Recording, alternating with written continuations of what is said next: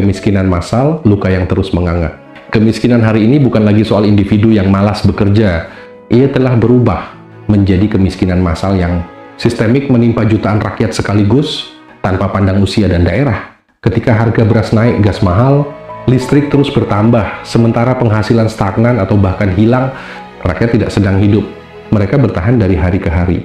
Di desa, petani kehilangan lahan karena proyek dan alih fungsi tanah.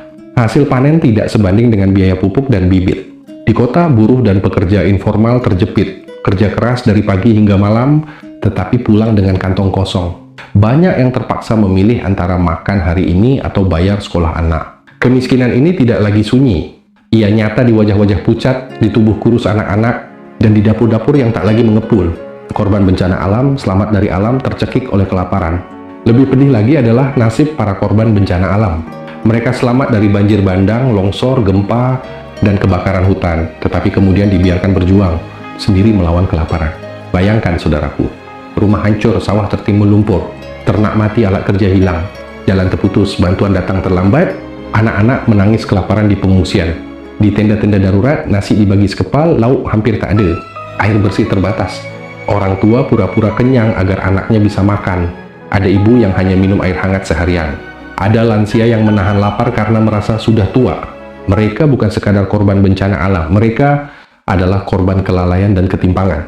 Ketika bantuan tak kunjung datang, seringkali bantuan tersendat oleh birokrasi berbelit, data yang tidak akurat, kepentingan politik dan pencitraan, bahkan penyelewengan. Di televisi, bencana hanya menjadi angka dan headline.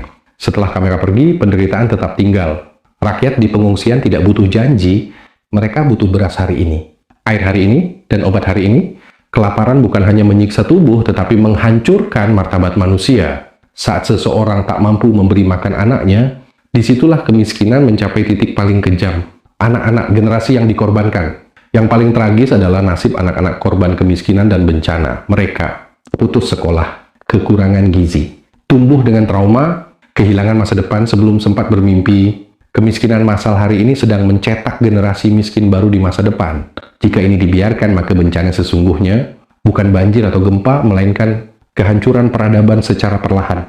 Renungan keras untuk negeri ini, negara yang kuat bukan diukur dari megahnya gedung atau panjangnya jalan tol, tetapi dari bagaimana ia melindungi rakyat paling lemah saat mereka jatuh. Jika korban bencana masih kelaparan, jika rakyat miskin terus terpinggirkan, jika kekayaan negeri hanya berputar di lingkaran elit, maka wajar jika rakyat merasa Indonesia keluar dari mulut buaya tetapi masuk ke mulut singa.